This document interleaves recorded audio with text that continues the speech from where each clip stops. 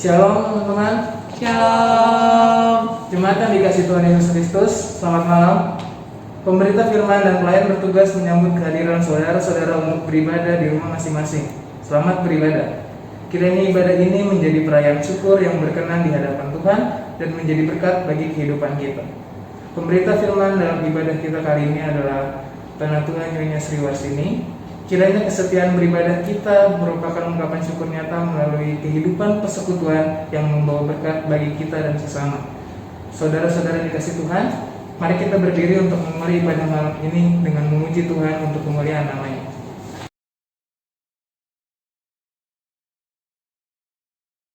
Kita akan menyanyikan lagu Mars Gateway.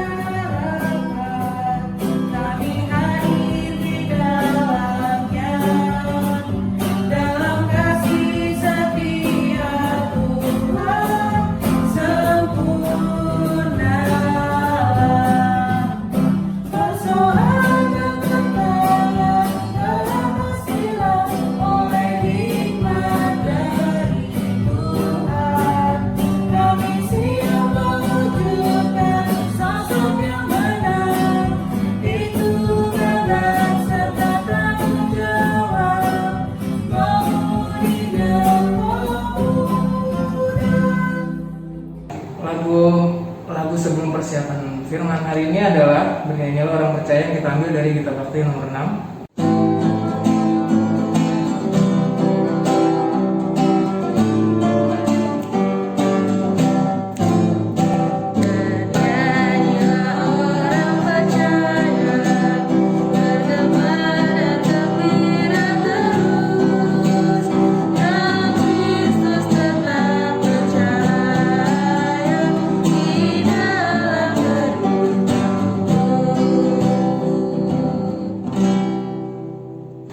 Mari kita berdoa. Bapa yang di surga, pada malam hari ini Tuhan Yesus, kami bersama-sama datang untuk duduk kembali di sini untuk kembali mendengarkan firman Tuhan. Tuhan Yesus, saat ini kami mau memulai peribadahan GP malam hari ini. Tuhan Yesus, kiranya Kau boleh menyertai kami Tuhan Yesus. Sepanjang malam hari ini kami boleh mendengarkan firman yang Kau akan berikan sepanjang malam hari ini dengan baik, agar kami boleh mengerti dan kami boleh mengaplikasikannya dalam kehidupan sehari-hari kami Tuhan. Terima kasih Tuhan Yesus. Dalam nama Tuhan Yesus kami sudah berdoa dan mengucap syukur. Haleluya. Amin. Mazmur berbalasan kita pada malam hari ini terambil dari Mazmur pasal 53 ayat 1 sampai 6. Ayat yang tercetak ke dalam dibacakan perempuan dan tercetak keluar dibacakan oleh laki-laki. Saya akan bacakan berikut. Kebobrokan manusia.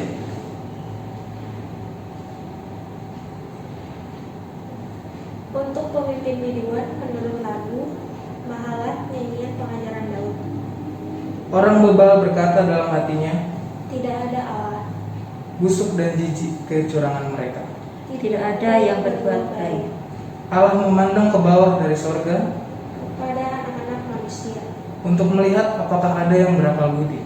dan yang mencari Allah. Mereka semua telah menyimpang, sekaliannya telah bejat. Tidak ada yang berbuat baik, seorang pun tidak. Tidak sadarkah orang-orang yang melakukan kejahatan? Yang memakan habis umatku seperti memakan roti, dan yang tidak berseru kepada Allah.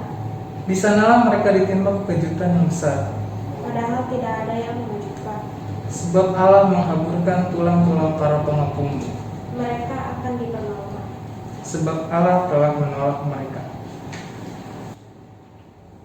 Nyanyian persiapan firman Tuhan kita kali ini berjudul Bersuka dalam Tuhan.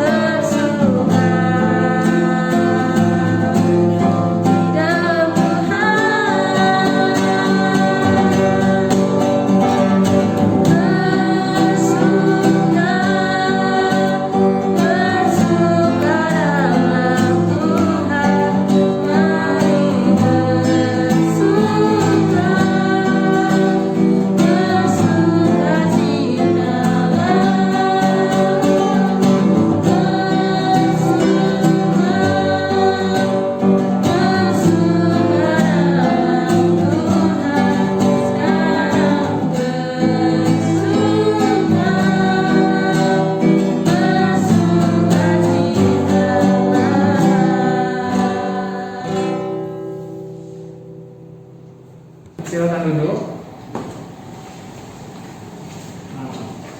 Dipersilakan kepada PF untuk membawakan doa.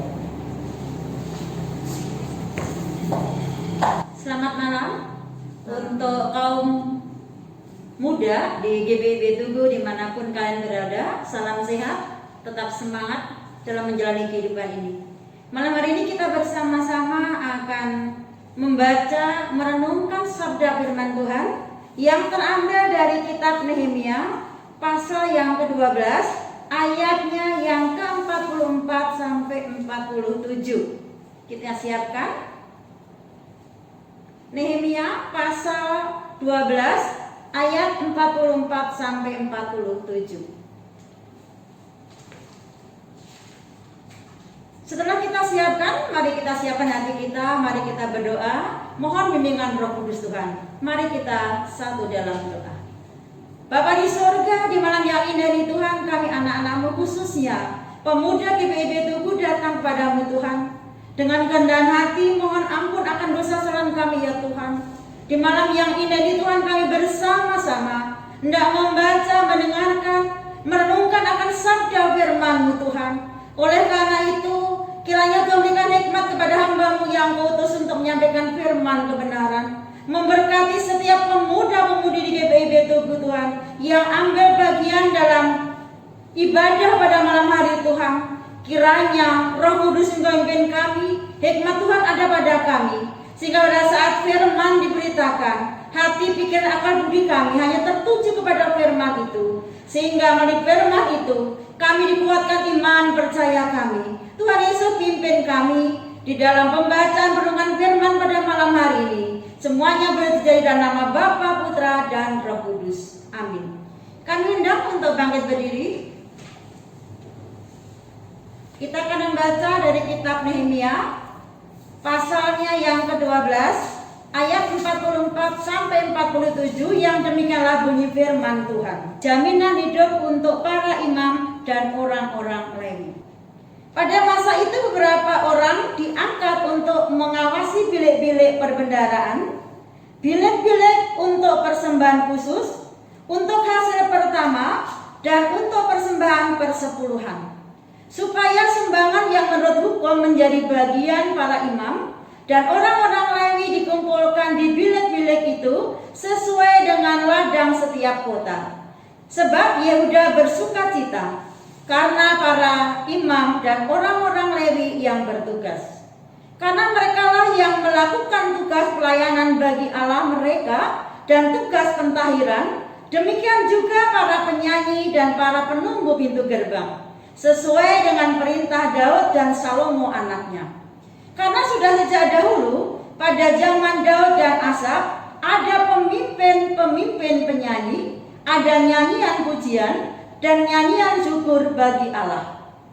Pada zaman Zerubabel dan Nehemia, semua orang Israel memberikan sumbangan bagi para penyanyi dan para penunggu pintu gerbang sekadar yang perlu tiap-tiap hari, dan mempersembahkan persembahan kudus kepada orang-orang Lewi. Dan orang-orang Lewi mempersembahkan persembahan kudus kepada anak-anak Harun. Demikian jauh pembacaan firman. Terpujilah Kristus. Haleluya. Haleluya.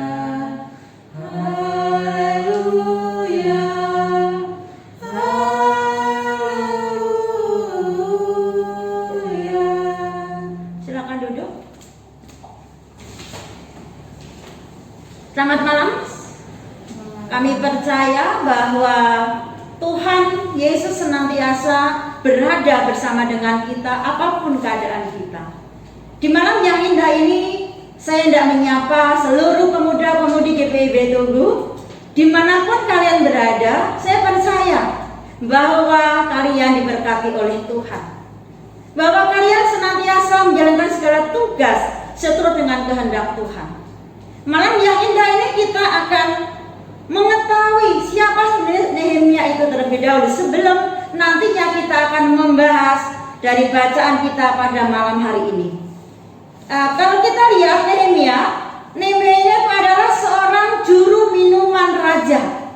Bahkan dia diberikan tugas yaitu mencicipi minuman raja atau anggur raja sebelum itu dihidangkan kepada raja. Dengan maksud apa? Supaya minuman itu memang tidak ada pengaruh terhadap raja, atau bisa juga takutnya diracun oleh yang menyediakannya. Oleh karena itu tugas Nehemia memang sangat berat. Karena apa?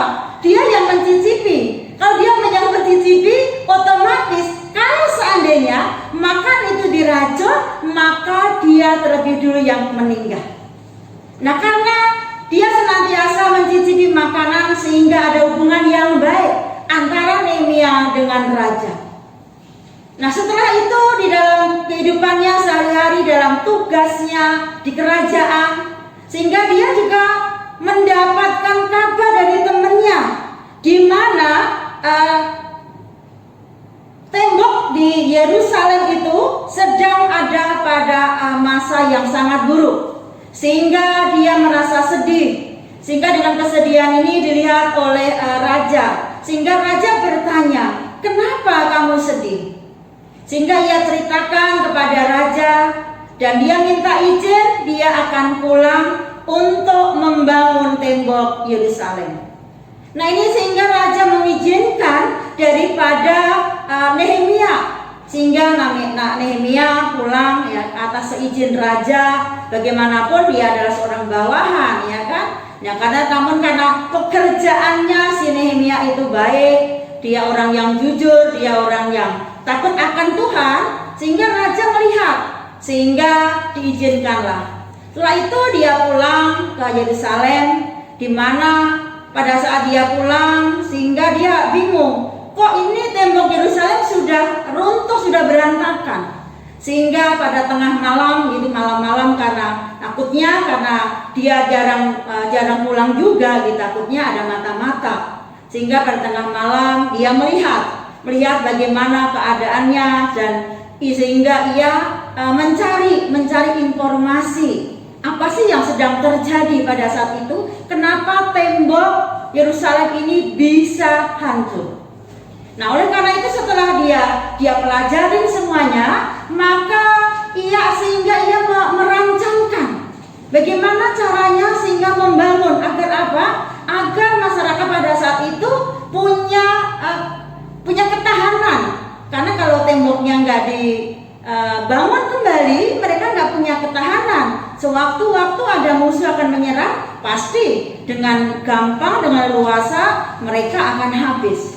Hingga dengan demikian dia punya rancangan, dia membuat rancangan, dan dengan demikian rancangan dia sampaikan kepada bangsanya pada saat itu, sehingga banyak yang mendukung juga, yang mendukung, sehingga dia memiliki strategi bagaimana dari dibagi beberapa pintu-pintu, ada pembangunan, para tukang ini memang telah dipilih juga gitu, dan pasukannya pun juga banyak Nehemia gitu. Sehingga dengan demikian Nehemia mempunyai suatu rancangan dan didukung gitu. Tetapi dalam hal ini juga ada orang yang nggak suka. Ada orang yang nggak suka, dua orang, yaitu namanya Sanballat dan Tobia. Dia berusaha supaya tembok itu tidak dibangun. Karena apa? Kalau dibangun kembali dia nggak punya penghasilan lagi gitu ya, nggak punya penghasilan lagi. Nah, dengan demikian, tetapi mengalami yang seperti ini apa yang dilakukan Nehemia. Nah, ini untuk kita semua anak-anak Tuhan, terutama pemuda-pemudi dan seluruh umat Kristen dimanapun berada, khususnya di GPIB Tugu, dalam menghadapi yang seperti ini tidak dengan kekerasan Nehemia. Ini berikan contoh bagi kita. Yang pertama yang dilakukan Nehemia adalah dia berdoa, karena dia percaya berdoa kepada Tuhan itu kekuatan yang dia lakukan. Dia berdoa kepada Tuhan, dan yang kedua dia mengingatkan orang-orang Israel tentang pertolongan Tuhan, mengingatkan kembali kepada bangsa Israel bahwa Tuhan menolong, pertolongan Tuhan ada. Dia berdoa. Yang kedua mengingatkan pada bangsa Israel akan pertolongan Tuhan. Dan dengan demikian pun yang ketiga yang akan Nehemia adalah merangkul seluruh pasukannya dan menyusun strategi perang bersama mereka. Nikah rangkul. Jadi kalau jadi pemimpin itu jangan semaunya sendiri gitu ya, tetapi dia harus merangkul semuanya. Khususnya pengurus GP ya. Ini pengurus GP gitu ya. Pengurus GP harus merangkul. Merangkul siapa? Merangkul anggota-anggota GP. Sehingga anggota-anggota GP ini ada kerinduan dalam setiap kegiatan, meskipun ya sekarang ini di masa pandemi kegiatannya nggak begitu banyak gitu ya, yang begitu tatap muka gitu kan, yang minimal berikan motivasi. Misalkan ada anggota GP yang mengalami permasalahan. Saya percaya sekarang di zamannya media sosial, saya rasa pengurus GP juga bagaimana caranya supaya anggota-anggota GP ini punya suatu wadah. Misalkan bisa dengan WA group, bisa juga dengan Twitter, bisa juga dengan Instagram, dan banyak hal yang dilakukannya gitu loh. Ya saling dari rumah pun bisa memberikan informasi-informasi yang penting. Nah ini kan memberikan informasi di mana tentunya dibutuhkan, terutama ada generasi muda ini. Karena apa? Generasi muda ini adalah penerus daripada gereja. Nanti yang tua sudah pensiun gitu dari rehat, yang muda ini harus tampil gitu. Nah inilah perlu dipersiapkan ya. Ini kenapa seorang pemimpin harus merangkul. Ini ada di PHMC juga ada ketua 3. Nah ketua 3 membidangi ke 6 pelkat. Tentunya juga ketua 3 harus merangkul daripada pengurus-pengurus yang ada, memberikan arahan, memberikan masukan-masukan, sehingga pengurus ini pun juga harus ke bawah gitu loh. Jangan semua ada masalah sedikit ke ketua 3, enggak, ke pengurus kan ada ya, siap pengurusan ke 6 pelkat itu ada. Nah di dalam menghadapi ini diharapkan pengurus ini adalah ada kerinduan, ada kepedulian bagaimana menyelesaikan. Oleh karena itu hubungan baik ini yang diajarkan oleh Nehemia. Dalam menghadapi tantangan dia nggak langsung minder, enggak, tetapi itu tadi dia merangkul. Nah menghadapi tantangan yang seperti ini tentunya Nehemia juga bagaimana caranya. Bahkan ancaman-ancaman tadi bukan hanya berupa tentang lapangan pekerjaan yang dialami oleh Sanballat dan Tobia, tetapi apa? Ini 2 orang ini masih mengancam akan membunuhnya. Sehingga Nehemia berdoa kepada Tuhan. Siapa sih yang mau dibunuh ya? Agak ada ya kan? Jangankan dibunuh, kita mau misalkan kita tinggal di suatu tempat terus kita akan diusir atau kita akan dikucilkan, kita akan merasa takut. Tetapi apa yang dilakukan oleh Nehemia? Dia berdoa kepada Tuhan, dia serahkan kepada Tuhan. Dan tentunya dengan demikian, karena apa? Yang dia andalkan hanya Tuhan, nggak ada yang lain.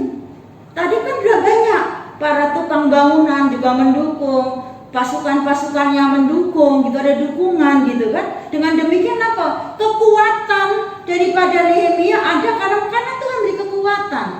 Sehingga dengan demikian Nehemia melakukan sehingga dia berdoa sehingga terserah itu masuk akal atau enggak gitu. Atau mungkin orang mengatakan, masa sih membangun tembok Yerusalem sebegitunya gitu. Itu bisa dikerjakan oleh para tukang itu hanya dalam jangka waktu 52 hari atau sekitar 7 minggu. Nah hal ini menurut kita sebagai orang yang awam gitu ya, nggak mungkin lah tembok segitunya gitu kan. Setelah tembok dibangun, mereka para tukang, orang-orang yang itu pada bersukacita, mereka naik ke tembok, dia bersukacita. Itulah yang dialami oleh Nehemia. Nah sekarang kita masuk dalam bacaan kita pada malam hari ini dari pasal 12 ayat 44 sampai 47 dengan tema meninggalkan warisan berharga.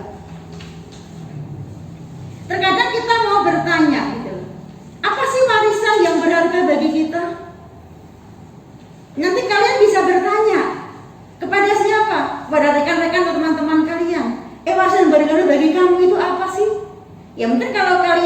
membuat apa ya? Membuat pertanyaan. Tentu banyak sekali jawabannya ya. Ada yang menjawab harusnya berharga itu harta benda, mobil mewah, rumah megah. Banyak yang dikatakan seperti itu. Ya kan? Nggak salah sih. Itu nggak salah. Warisan berupa materi nggak salah. Tetapi warisan yang berharga yang kita pelajari pada malam hari ini adalah warisan yang diberikan pada saat masih kalau bacaan kita tadi dari Daud ke Salomo gitu loh. Nah, itu bagaimana mereka memperhatikan para penyanyi atau istilahnya sekarang pengisi pujian yang ada di gereja, ada kantoria, ada pemandu lagu, atau yang ngisi-ngisi pujian yang ada di gereja, ada pintu gerbang, penjaga pintu gerbang, bahkan orang-orang lain yang dipikirkan itu adalah suatu warisan yang sangat berharga. Yang warisan berharga bagi kita. Di dalam kehidupan kita, warisan yang berharga itu tentunya banyak ya selain materi gitu. Tapi materi bisa dengan secepatnya bisa habis gitu loh. Tetapi kalau warisan yang mungkin bertahan lama gitu ya, misalkan orang tua memberikan warisan. Kalau saya berbicara dengan teman-teman atau orang yang tua, warisan apa sih yang sangat berharga bagi kalian? Kalau saya memberikan ke anak-anak saya gitu, bukan harta benda. Contohnya kita memberikan pendidikan. Karena dengan pendidikan tentunya anak-anak bisa nantinya untuk mendapatkan pekerjaan. Dan demikian tentunya mereka juga akan diberkati oleh Tuhan. Daripada kita berikan warisan harta benda yang begitu banyak, apa yang terjadi? Bisa juga sebentar habis kalau dia tidak bisa mengelolanya dengan baik.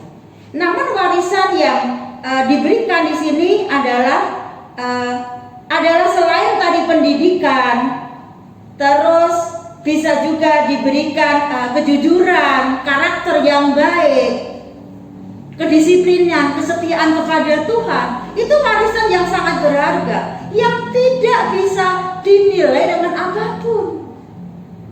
Kalau pendidikan, kalau kan hitung saja mungkin pemuda yang sekarang masih SMA, atau yang sudah bekerja, atau yang masih kuliah, berapa coba yang diberikan oleh orang tua? Kan hitung, nggak bisa terhitung ya. Kejujuran, kesetiaan, itulah warisan yang sangat berharga. Kalian nanti bisa membaca di dalam kitab Galatia 5 ayat 22 sampai 23 tentang buah roh. Ada kasih, sukacita, damai sejahtera, kesabaran, kelemah lembutan, sampai penguasaan diri. Nah, dalam buah roh itu juga mengajarkan. Itu warisan yang tidak bisa dihitung dengan sebegitu banyak tentang kasih. Saya ambil contoh satu tentang kasih. Kasih itu nggak bisa dinilai dengan seberapa besarnya. Karena kasih itu keluar dari hati, bukan harta benda yang diberikan. Tentunya anak-anak harus bicara begini. Orang tua saya berikan apa sih? Kasih sayang yang nggak bisa terhitung dengan nilai seberapapun. Sehingga sampai kapanpun kita sebagai anak tidak bisa membalas budi orang tua kita. Seberapapun yang diberikan tidak akan bisa membalasnya. Kita bayangkan pada saat orang tua kalian, ibu kalian mengandung 9 bulan, 10 hari atau 9 bulan, dia bawa kemana-mana dengan segala pekerjaan yang harus dia lakukan. Sampai lahir, sampai sebesar ini, seberapa yang dia perlukan? Bukan materi saja, tetapi bentuk kasih sayang yang diberikan pada orang tua kepada anak-anaknya. Itu nggak terhitung. Makanya ada istilah kasih ibu sepanjang masa, ya. Sepanjang masa itu nggak ada batasnya. Setahun, 2 tahun, 5 tahun, 10 tahun, enggak. Sepanjang masa, sampai menutup mata, sampai mungkin orang tua meninggal pun orang tua tetap menyayangi anak-anaknya. Nah, inilah itu adalah warisan yang begitu berharga. Jadi oleh karena itu pola pikir kita kalau kita berbicara tentang warisan, jangan semata-mata tentang harta benda. Ya. Dengan harta benda, kedudukan, jabatan, perusahaan, bukan. Memang itu diperlukan. Selama kita masih hidup, memang kita membutuhkan yang namanya kebutuhan jasmani. Tetapi kita tahu bahwa kebutuhan jasmani itu bukan berarti kita menghalalkan segala cara. Nah, oleh karena itu mari saya mengajak seluruh pemuda-pemudi GPIB Tugu. Kalian harus menghargai, menghormati orang tua kalian. Bagaimana jerih payah orang tua kalian. Bagaimana orang tua kalian menyayangi dengan kelembutan, dengan kasih sayang yang diberikan kepada kalian. Nah, inilah adalah warisan yang berharga. Kalau tadi Nehemia itu mengikuti daripada Daud dan Salomo, dia tetap mengajarkan. Sampai Nehemia pun lihat, kok Daud sama Salomo tetap menghargai para yang menjaga pintu gerbang, para penyanyi. Mungkin terkadang di masa sekarang kadang-kadang misalkan gitu ya, kadang-kadang kita sering melihat ya, banyak orang menghargai orang karena kedudukan, karena jabatan, karena kekayaan sehingga dihargai. Inilah kadang-kadang kesalahan bagi kita umat manusia. Kita hanya melihat apa? Melihat secara harta materi.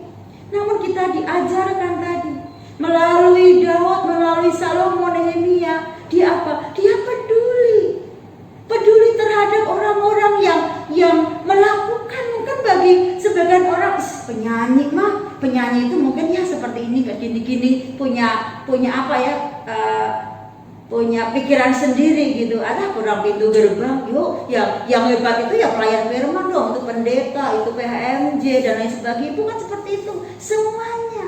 Jadi kalau kita lihat sekecil apapun pelayanan yang diberikan kepada Tuhan, itulah istimewa di hadapan Tuhan. Tuhan gak pernah kok merendahkan kita dengan cara pekerjaan kita. Kita diajarkan di gereja ini, contoh di gereja.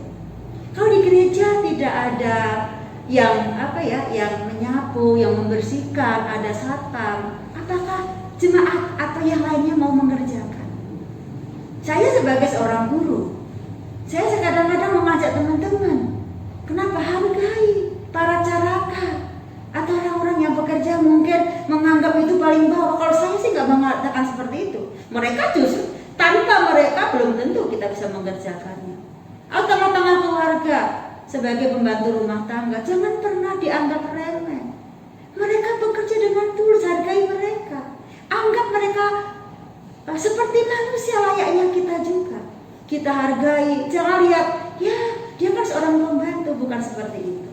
Jadi oleh karena itu saya mengajak kepada kita semuanya, warisan yang sangat berharga yang ditinggalkan oleh orang tua kalian, yang ditinggalkan oleh nenek moyang kalian, yang ditinggalkan oleh Tuhan pun juga kita harus lakukannya di dalam kehidupan kita. Itu yang harus kita lakukan. Sebagai anak-anak muda, tentunya kita juga mengalami yang namanya pergumulan gitu ya, atau pencobaan gitu. Namun dengan ada pencobaan tadi jangan kita melarikan diri. Justru dengan pencobaan yang ada atau pergumulan yang ada, kita diharapkan justru dekat dengan Tuhan. Nehemia tadi mengalami tantangan, dia datang pada Tuhan dengan berdoa. Nah itu yang dilakukannya. Nah saya mengajak kita semuanya sebagai anak-anak Tuhan, pada saat kita menghadapi apalagi di saat-saat pandemi sekarang ini, saya percaya juga setiap kita juga tentunya mengalami masalah ekonomi gitu ya, yang tadi bekerja di PHK karena perusahaan sudah tidak sanggup lagi untuk menggajinya gitu ya. Ya tentunya bukan berarti kita langsung patah semangat gitu. Kita tetap datang kepada Tuhan, minta petunjuk kepada Tuhan. Tuhan, berilah saya jalan Tuhan, sehingga pada saat saya di PHK saya tetap kuat Tuhan. Berilah saya pekerjaan Tuhan, saya mau cari pekerjaan, Tuhan berkati. Pekerjaan sekarang banyak anak-anak muda, mereka yang membuka lapangan pekerjaan di rumah. Ya banyak sekali sekarang ibu-ibu rumah tangga yang kreatif gitu ya. Tapi juga ada sebagian yang tiap hari chattingan gitu ya. Boleh sih, nggak dilarang sih gitu. Tapi ya manfaatkan supaya kehidupan kita, tentunya kita juga harus membantu bangsa dan negara kita ini. Nah, di dalam hal ini tentunya saya juga mengajak kepada seluruh pemudi GBIB Tugu, sesuai dengan bacaan kita tadi, marilah kita peduli kepada orang-orang yang ada di lingkungan kita, tengah-tengah keluarga kita. Hargailah mereka, karena Tuhan juga memberikan atau meninggalkan warisan yang berharga bagi kita. Warisan apa itu? Keselamatan. Keselamatan Tuhan berikan kepada kita dengan Tuhan Yesus mati kayu salib. Untuk apa? Untuk keselamatan bagi kita. Itu warisan yang berharga. Kita pegang itu, kita jaga itu dengan sebaik-baiknya, sehingga pada saat kalian semua dibaptis dalam nama Bapa, Putra, Roh Kudus, kalian diberikan meterai, diberikan kupon gitu ya, masuk ke surga. Jaga itu baik-baik, sehingga apa? Sehingga itu warisan yang diberikan Tuhan itu akan ada pada saat datang Yesus yang kedua kali, kita akan dipanggil namanya. Nah, oleh karena itu saya juga mengajak, mari kita berpikir dewasa, berpikir positif, berpikir lebih luas lagi di dalam menghadapi hal seperti ini gitu ya. Dan hal ini pun juga harus kita lakukan selain tadi berdoa. Jika semuanya mungkin, bekerjalah melalui kuasa yang merupakan rantai perintah. Artinya dalam bekerja tadi kan, jadi kalau etika dalam kepengurusan kan ada ketua, ada wakil, ada sekretaris, bendahara. Yuk kerjakan gitu. Ada bidang-bidang kan gitu. Jadi jangan diserobot juga gitu ya. Nah, dibagi-bagi. Dengan demikian kalau dibagi-bagi apa? Akan dengan gampang untuk dilakukannya. Tapi kalau sendiri kan bebannya berat gitu. Nah, ini ada istilah patah mengatakan berat sama dipikul, ringan sama dijinjing. Itulah yang harus kita lakukan. Dan oleh karena itu juga yang berikutnya adalah melakukan pengamatan. Kita amatin. Pekerjaan cocok dengan saya enggak sih? Kalau kalian di kantor, di sekolah, di kampus diberikan tugas, kalian bisa nggak melakukannya? Sebelum melakukanlah, kalian bisa survei, cari. Sekarang gampang, cari di Google. Bang Google siap 24 jam satu hari. Carilah apa yang harus dilakukannya. Jangan langsung ambil tugas, apalagi pelayanan asal-asalan gitu ya. Kalau kita main dengan sungguh-sungguh, jangan asal-asalan. Diamatin terlebih dahulu. Terus bagi-bagilah pekerjaan tadi. Ya, bagi-bagi pekerjaan sehingga akan cepat selesai. Dan menyerahkan terhadap setiap gangguan kepada Tuhan.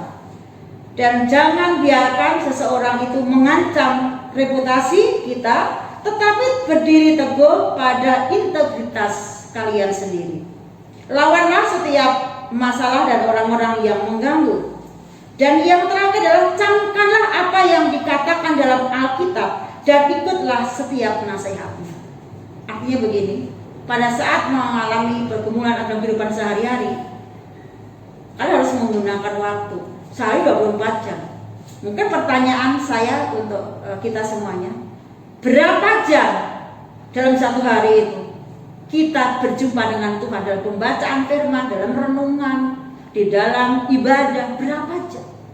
Kita harus buat jam doa. Supaya apa? Supaya pada saat kita menghadapi tantangan, kita tetap kuat gitu. Sehingga segala sesuatunya bisa terselesaikan. Dan dalam hal ini, marilah kita bersama-sama juga dalam kehidupan kita, saya mengajak kita semuanya di dalam warisan ini adalah yang pertama adalah kita juga harus meneladani yang baik. Kita memiliki kasih yang tulus dan kita memiliki tadi ilmu pengetahuan, nilai perjuangan dalam kehidupan kita. Jangan mudah menyerah. Jadilah anak-anak Tuhan yang kuat. Jadilah pewaris kerajaan Allah. Dengan cara apa? Beribadah kepada Tuhan. Dekatkanlah diri kalian kepada Tuhan. Masa-masa sekarang ini adalah masa-masa yang sulit, tetapi tidak ada yang tidak mungkin bagi Tuhan. Tuhan senantiasa memberikan jalan keluar bagi kita. Ingat bahwa Tuhan tidak pernah membiarkan anak-anaknya kelaparan, anak-anaknya telanjang. Tetapi Tuhan memberkati setiap anak-anak yang setia taat kepada Tuhan. yakinkanlah diri kalian masing-masing bahwa Tuhan menyertai dalam setiap kehidupan kalian. Dimanapun berada, apapun tugas pekerjaan kalian, Tuhan memberkati kita semuanya. Amin.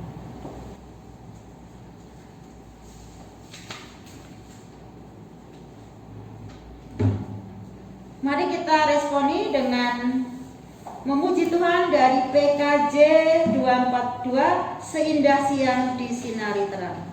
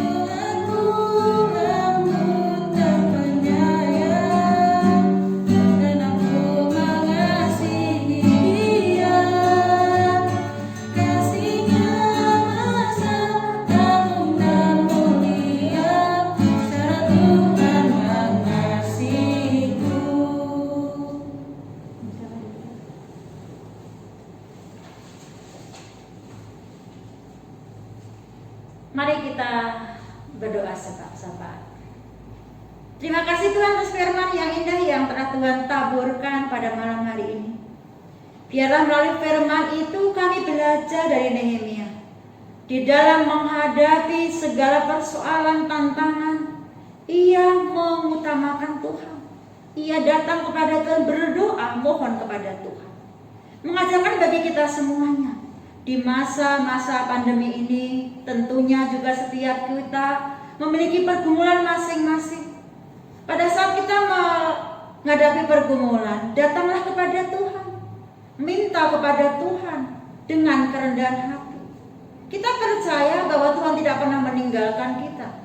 Tuhan senantiasa memberikan jalan keluar. Kita lihat bagaimana juga Nehemia pada saat dia juga menghadapi tantangan.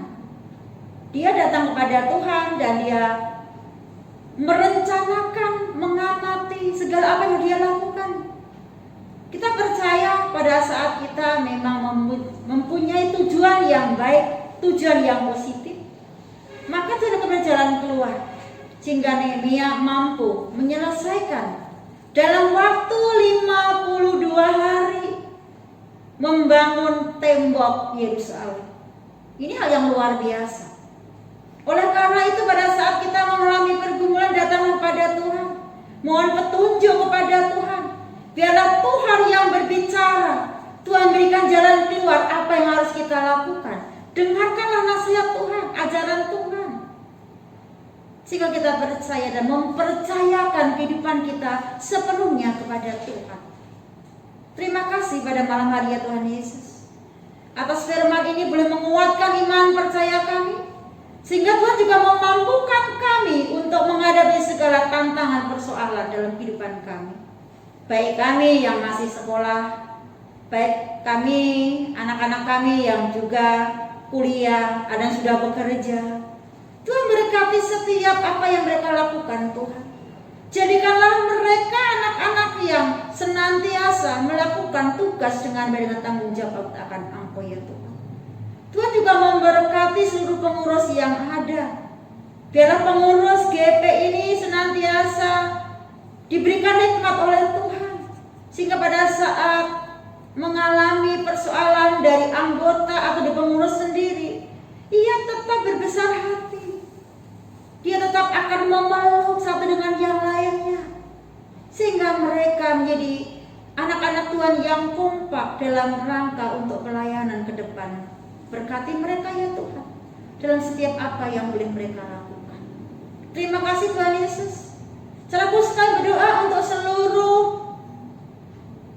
anggota GP di GPIB Tugu Tuhan dimanapun mereka sekarang berada.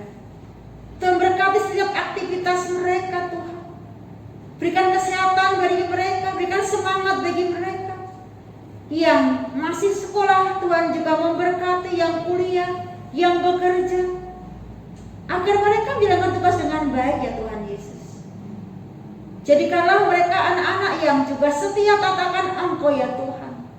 Mereka mengutamakan Tuhan di atas segala-galanya Tuhan. Sehingga dengan demikian mereka sadar, tanpa Tuhan maka yang dilakukannya tidak ada artinya.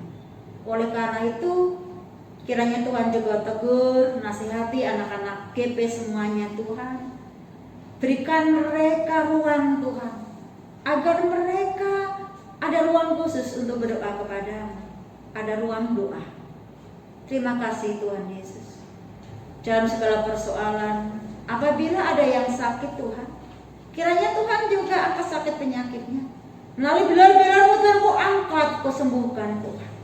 Namun kami percaya kepadamu Tuhan, bahwa Engkau melawat setiap anggota GP di GPIB Tugu. Dan Tuhan melawat dan memakai seluruh pengurus yang ada ya Tuhan. Tuhan juga berkati Nona Christine sebagai ketua 3 Tuhan. Biarkan ia senantiasa juga boleh membimbing seluruh pengurus ke-6 Pelkat ini dengan baik, dengan takut akan Engkau ya Tuhan Yesus. Terima kasih Tuhan. Tuhan juga memberkati dalam setiap kegiatan daripada pemuda ini Tuhan. Apapun yang mereka lakukan, biarlah itu hanya untuk kemuliaan bagi nama-Mu. Berikan kerendahan hati ya Tuhan. Kami rindu Tuhan, agar seluruh pemuda GPIB Tugu ini saling bergandengan tangan, saling merangkul, saling memberikan motivasi kepada setiap anggotanya yang ada ya Tuhan. Kami mau percayakan Tuhan Yesus, seluruh kehidupan mereka, pergumulan mereka, masa depan mereka ke tangan kuasa-Mu ya Tuhan Yesus. Jadikanlah mereka anak-anak yang setia taat-taatan Engkau ya Tuhan Yesus.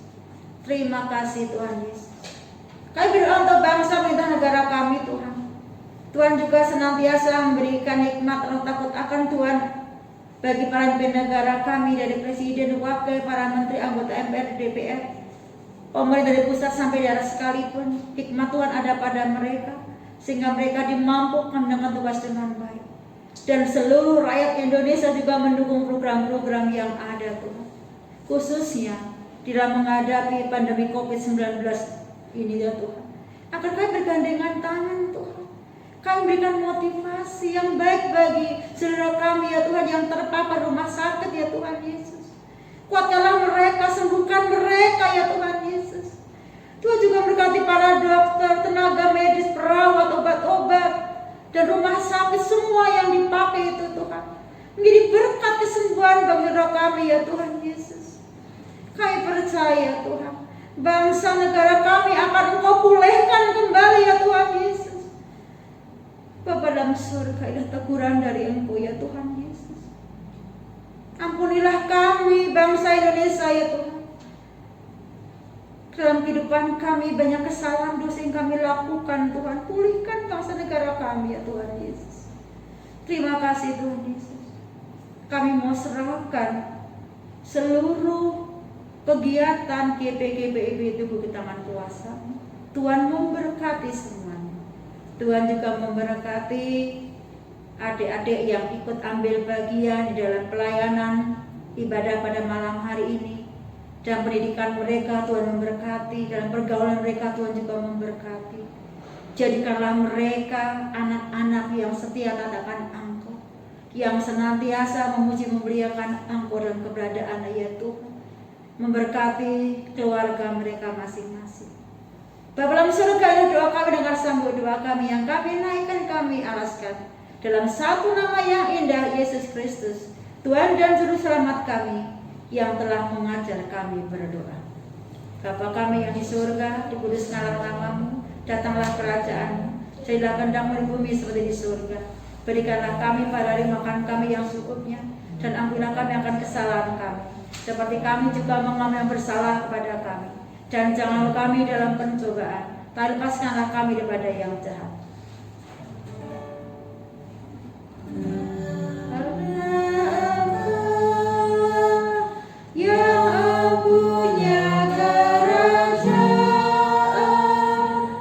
Dan kuasa dan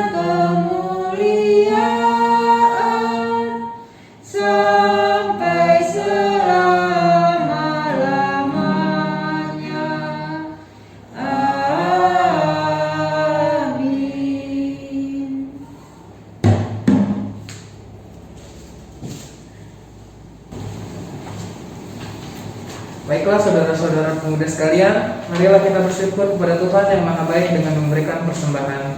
Seperti tertulis dalam Lukas pasal 12 ayat 48b yang menyatakan bahwa setiap orang yang kepadanya banyak diberi, daripadanya akan banyak dituntut. Dan kepada siapa yang banyak dipercayakan, daripadanya akan lebih banyak lagi dituntut. Persembahan dapat disampaikan kepada koordinator sektor dan dapat dikirimkan melalui Bank GPI itu. Sambil kita mengumpulkan persembahan, mari kita bernyanyi lagu dari Kidung Jemaat nomor 393. Yang pertama dan kedua yang berjudul Tuhan Betapa Banyaknya.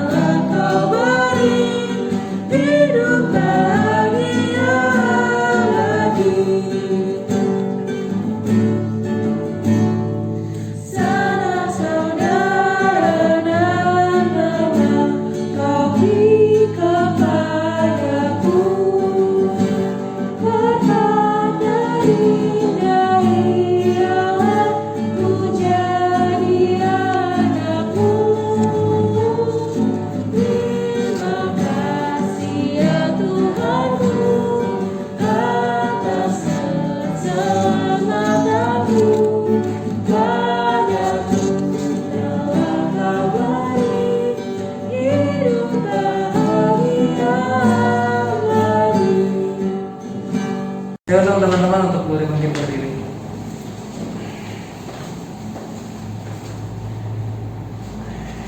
Ya Tuhan Yesus yang baik, Engkau yang menyertai setiap usaha dan karya kami. Karena kasih-Mu, maka kami hidup berkecukupan setiap hari, bahkan mampu mempersembahkan yang terbaik kepadamu hingga saat ini. Terimalah ya Tuhan ungkapan syukur kami saat ini, serta berkatilah pengelolaannya agar berguna untuk menopang pelayanan dan kesaksian gereja-Mu di dunia ini. Dalam nama Tuhan Yesus kami sudah berdoa dan mengucap syukur. Amin. Nah, boleh dipersilakan duduk kembali.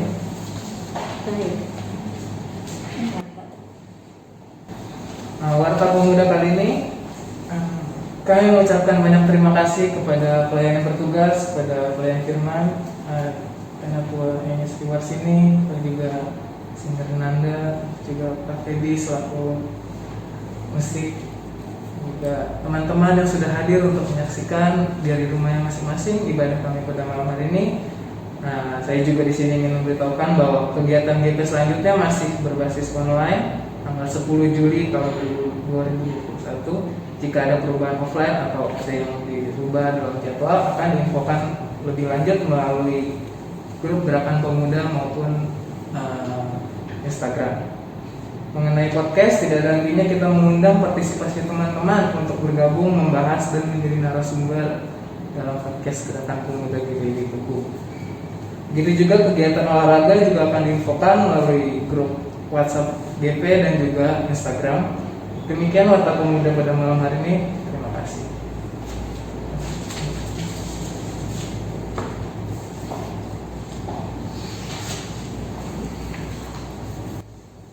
Pada malam hari ini tentunya kita mengucap syukur kepada Tuhan karena berkat Tuhan sehingga kita boleh beribadah bersama-sama. Pergilah dalam damai sejahtera Allah dan lakukanlah tugas dan panggilan yang telah Tuhan percayakan kepadamu di tengah-tengah pergumulan dunia ini. Kita akan muji Tuhan dari Kidung Jemaat 436. Nah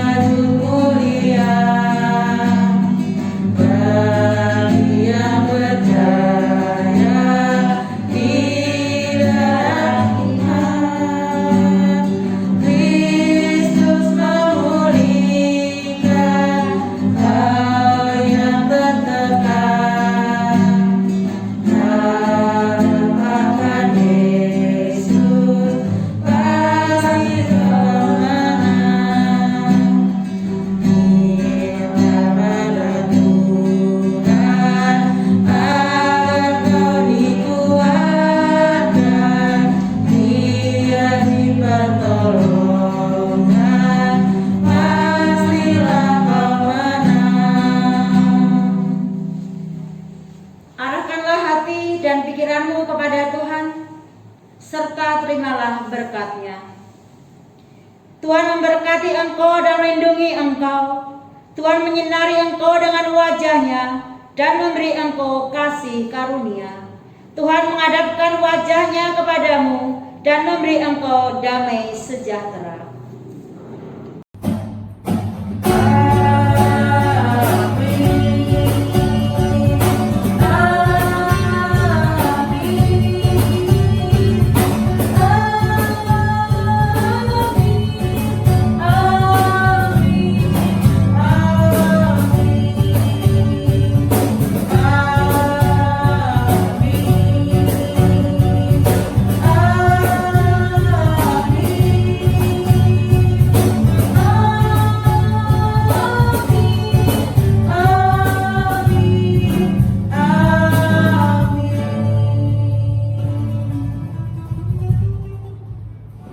Demikianlah ibadah telah selesai. Tuhan memberkati kita semuanya. God bless you all.